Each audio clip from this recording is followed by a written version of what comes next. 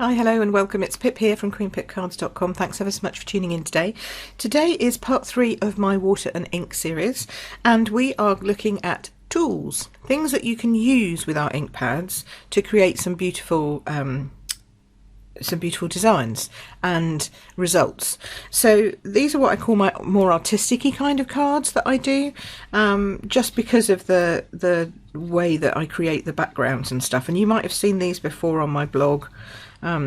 We did these last summer for my silhouette cards, and hopefully you can see this sort of graduated background here going along on there. And so I wanted to share those with you and make some new ones using 2 different types of tools and showing you the difference of 2 different types of paper, because we've talked a lot about the ink but we haven't really talked a bit about the paper and why we use different paper for different things. So it all comes down to the fibres that are in a piece of paper. So this is our Whisper White, and you can see it's really smooth and beautifully crisp looking, and then we have our Shimmery White, which hopefully the camera is picking up, has a what's known as a shimmer to it, which is why it's called Shimmery White. And then we have our fluid watercolour cardstock that we did the stays on and the watercolour pencils on, this one, which is rough and has that textured feel to it. So those are really our 3 kinds of what I would call white cardstock.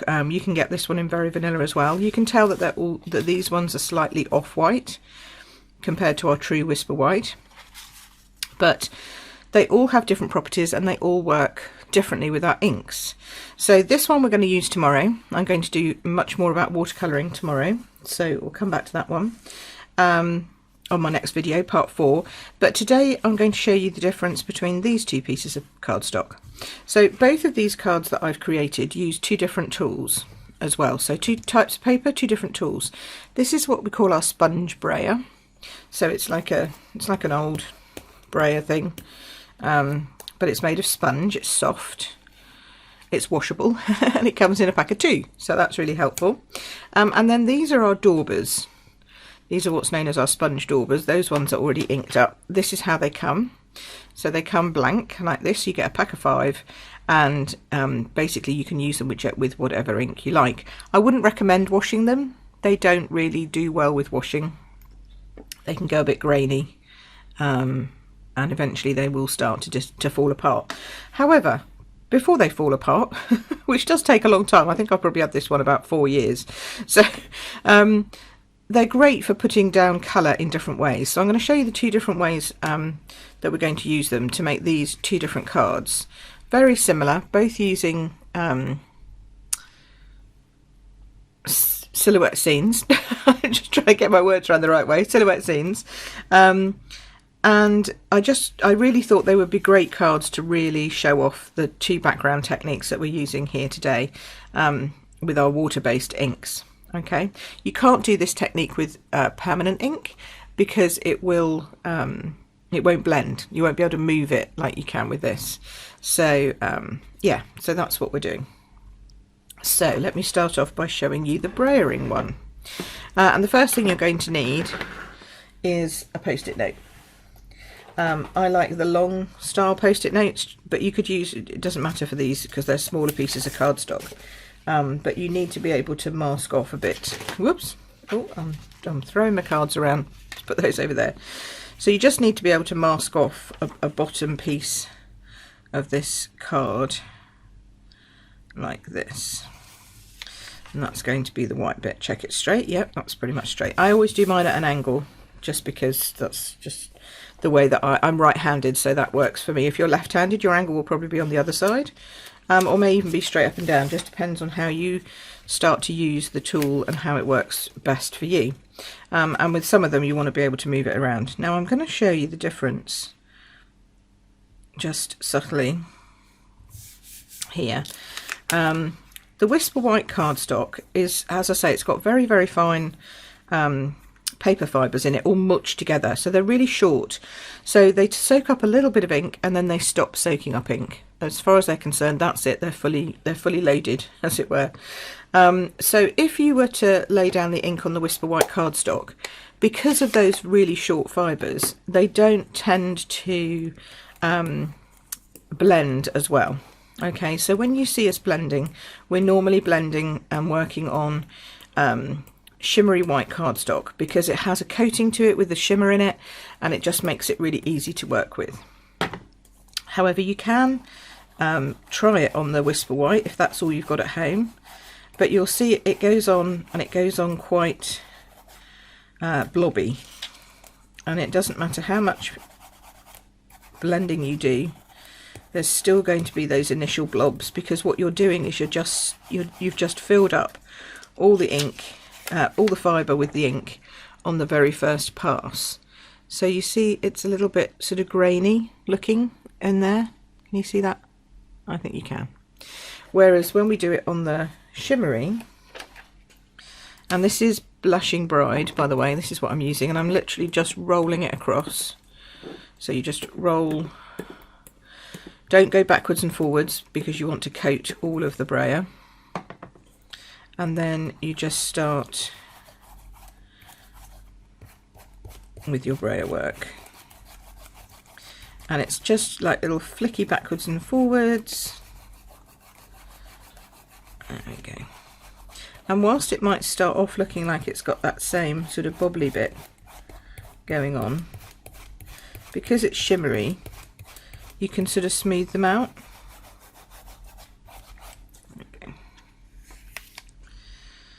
So I don't know if you can see that, but it's very much less, it's much smoother on this one to this one.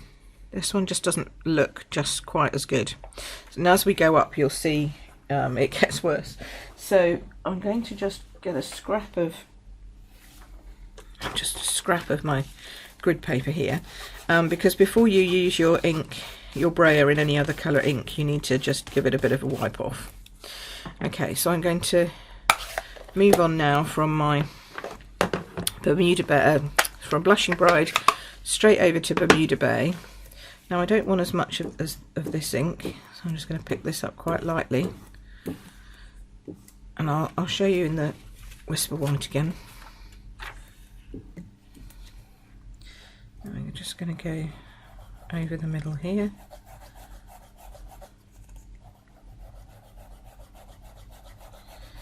Yeah, and you can, hopefully you can see that it's not really blending in. You're getting quite defined lines between the two. And let me try that again on here. And you'll see that this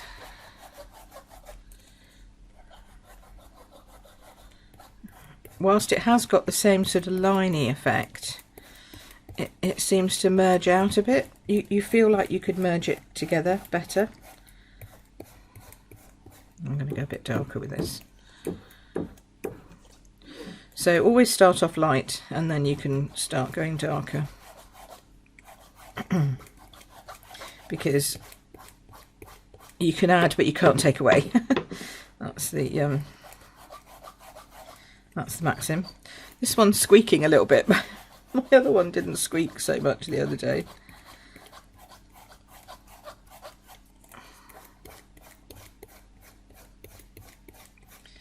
And you do need to sort of play around with it. It's not a quick technique, this.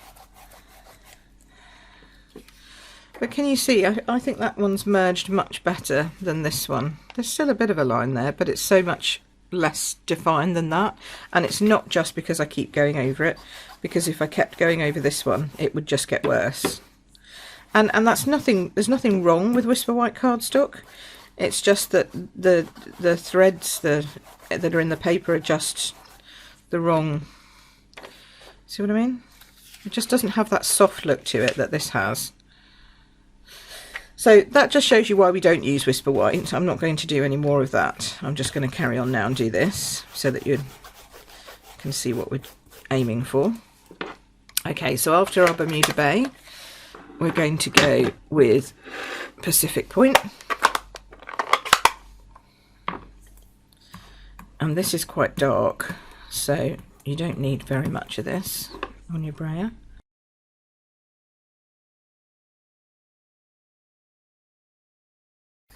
I'm going to be speeding up some of this stuff that I'm doing so that you're not having to watch all of this.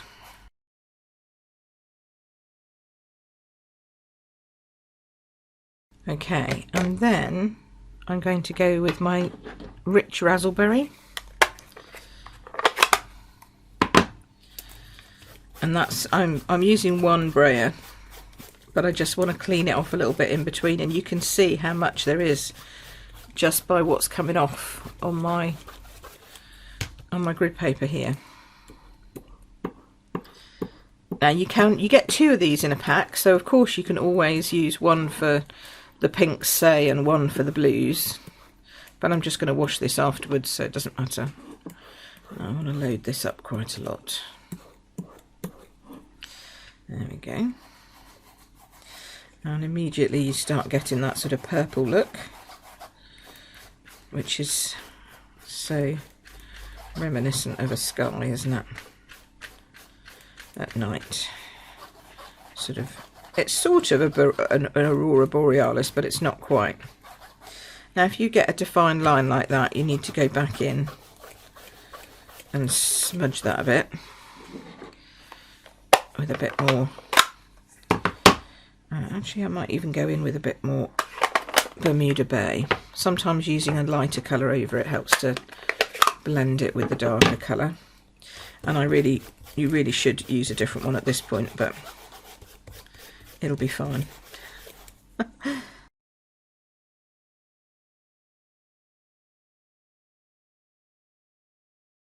And then finally I'm going in with my Night of Navy for a really nice dark. Night of Navy gives a really nice dark top to your sky. And you can almost bring it in at angles at this point, just really lightly, and that stops. And if you start off it stops the lines if you start off the page and sort of come in like this. There we go. And you're laying down a lot of ink. You can see how much ink that's left on my sheet behind. But yeah, that's exactly what you're doing. And then I even just bring it right the way down and just a bit of overlay. Okay, so that is how you do your background. And then when you peel that off, see how much ink there is there now. But when you peel it off, you have that.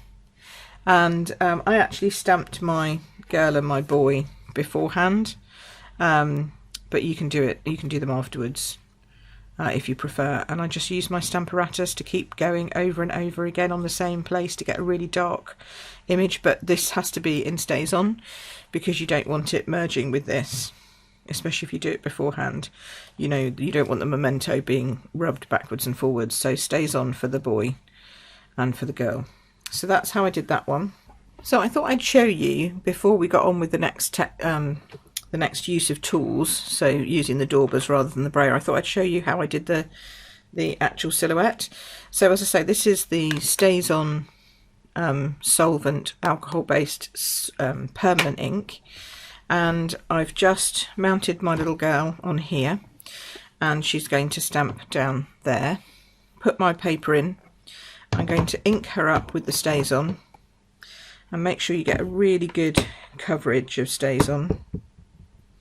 But the good thing is, using the Stamparatus means that you can, if you miss anything or don't get enough of it, because sometimes when you stamp, it's not really dark stamping. Sorry, I'm shaking the table. I'll stop doing that.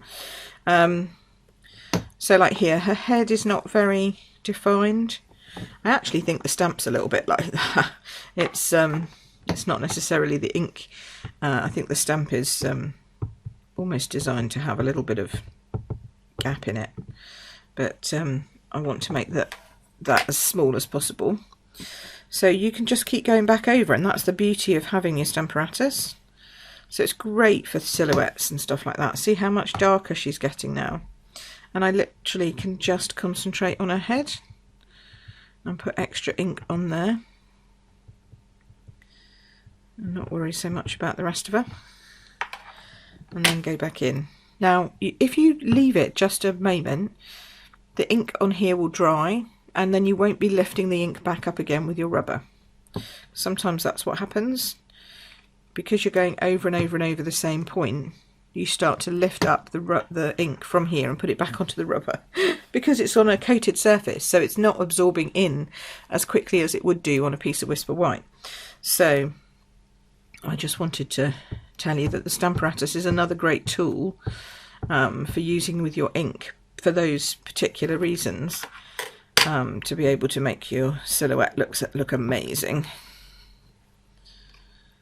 Look at that. See, she's really nice and dark now. Now you'll use a Stays-On cleaner to clean off your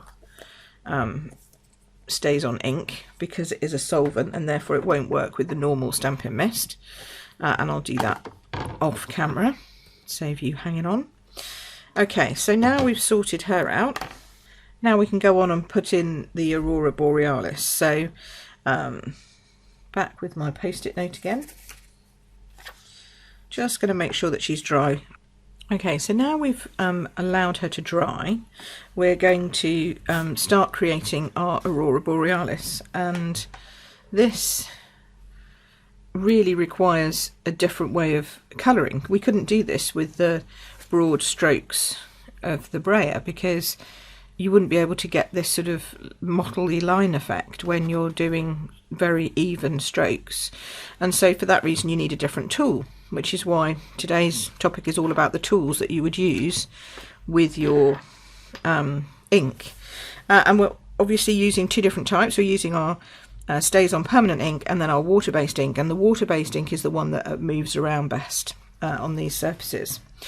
Okay, so the way I did this was I actually started with these two colours. So I started with my Bermuda Bay. Oh, a bit croaky this morning. It's just croaky, honest. I don't know what it is. I'll have a swig of my tea and we'll feel better. So we're starting with our Rich Razzleberry and our Bermuda Bay, because the first thing I wanted down was this sort of Aurora piece here. So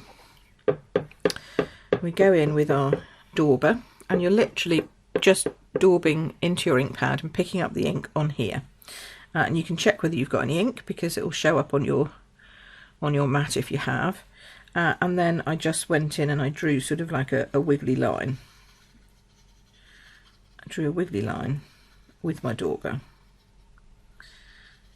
Not a great wiggly line, but just a sort of a wiggly line. And then I did another one. And this is just to give you positioning, really. This is not how it's going to end up. Okay, it looks really rubbish at this point. And then you go in and get your Rich Razzleberry. And this I do want to be a little bit more careful with, because this is what's going to end up. So very gently you start to blend the two together in circular motions. Very gently onto your cardstock. Okay. And then I'll do another bit down here. And I left it so that some parts of it were quite light, because I don't know, I've never seen them. I wish I had. Some friends of mine were very lucky enough to see them this year. In fact, lots of my friends have seen them over the last couple of years. We haven't seen them. We'd love to see them. Okay, so that's how I started off. And then you build the other colours around it. So you can go in with a bit more Bermuda Bay, sort of here-ish. and merge those lines, although they do tend to have quite defined lines apparently, because they're like ribbons in the sky. But a little bit of merging is okay. Okay, and then we're going to start with a darker, actually with a lighter. Let's go lighter first. Let's do the pink. So again, Blushing Bride. And I came down to the bottom here to do my Blushing Bride, but I ended up actually putting this in as quite dark. So I'm going to take my Blushing Bride a little bit further up. And now you can see that I'm not picking up any of that stays on as I go. So even though I'm swirling all around it, the stays on is staying where it is. So that's a really good way to remember it. Stays on, stays where it is, stays where you put it. Whereas all the other colours move. Now we're going to go in with some Pacific Point. And as I say, this is a new one, so this is how it starts. And you think, oh, I've got no ink on that whatsoever, it's hardly anything there. But actually you've got quite a lot, so just be careful because it's a bit tricksy. And then we're going to start this one coming in here. And really, you then just keep going and merging however you want it to look. You know, it's your night sky. Every single one of them will be different. And there's just no way you can get them exactly the same. If you're going in and using Daubers, you just can't. But the good thing is you don't have to, and it's okay for them to be all to be different. What you want them to be is nicely merging and not sort of with lines everywhere. So you can do more firm swirling. I like to start off and move in if I can, but sometimes you can't do that and you have to start in the middle. And if you have to start in the middle, I swirl it off on my page first and then just start really gently, and then build that up. So if there's no way of starting off and moving in, then you can just be, you know, gentle about it, and you can do it. And you just want to make sure that you're not taking over that pink, because obviously that's the feature of the show, as it were. And this isn't very dark at this point, but don't worry, because the Night of Navy is very dark. So we're just adding this sort of nice deep blue, and then the Night of Navy will come over that and really rock it. Okay, so there we go. So we've got that. And now you can see that's quite blue. So now I know which colour that is, but you can always label them as well if you get lost. I find that's quite useful too. And then with your Night of Navy, going in, see how dark that is straight away. Let's start up here. And it immediately darkens that whole picture. And I used Night of Navy all the way around. So I added it like boiling clouds all the way around. You just have to be careful when you go around the edge. You don't pick up one of the ones that you've done from before, because it will pick it up and it will bring it in. Even if you do it on grid paper, the colours will still come in. So just be careful of that. And then maybe not right on the edge of the pink, but I did come in down here and make this quite dark on my other one. I quite liked that. Might leave her with a little bit of a pink halo, although she looked quite good against a darker bit. Just darken that up a smidge. Oh, gets it all over your fingers. Don't worry about that. That's just a sign that you've had a good crafting session. So, and if you do get ink over your hands, by the way, then washing your hair is a great way of getting rid of the ink. Don't ask me why. Well, I mean, I know why. It's because the fibres in your hair are so fine that they can get really into all your fingerprint areas, right into all the little grooves of your hand. So if you wash your hair, it really helps to get the ink out. There we go. That's quite bright, isn't it? I think I darkened mine down a little bit. I think I went over mine a little bit with a bit of blue. I'm not sure if I want to darken it too much though. I quite like that. See, and this is where you then start to just go off into your own realms of what you actually want from your night sky. Cool. So I think that's fine. And then when you pull that off, you can really see the difference.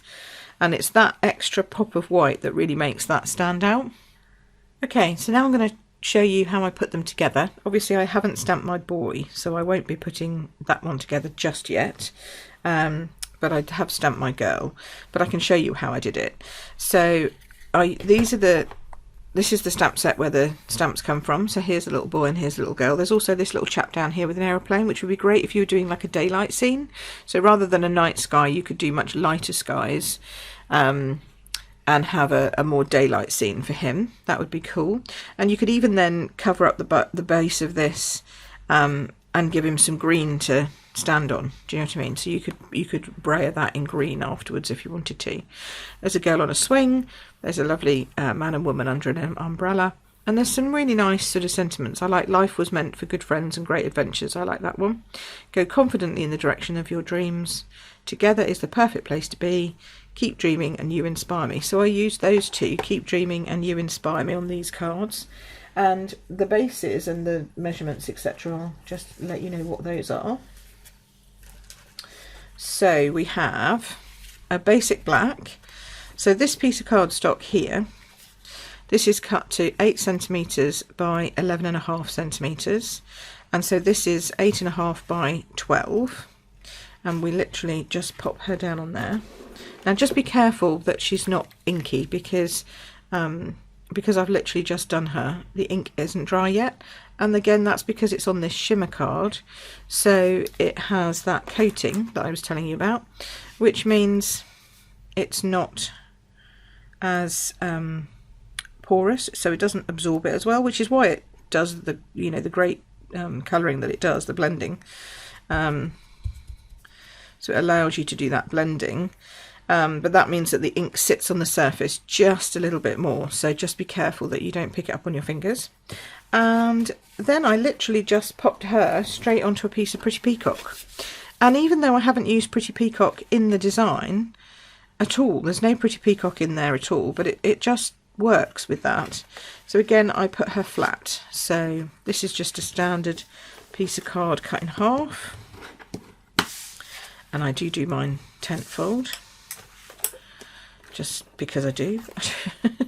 It works for the photographic side of things much better than if you do them in book fold, but that's not to say that you can't do book fold. It's entirely up to you. So pop her on, and I just put her so that there was a slightly bigger gap at the bottom so that I could put my little sentiment in.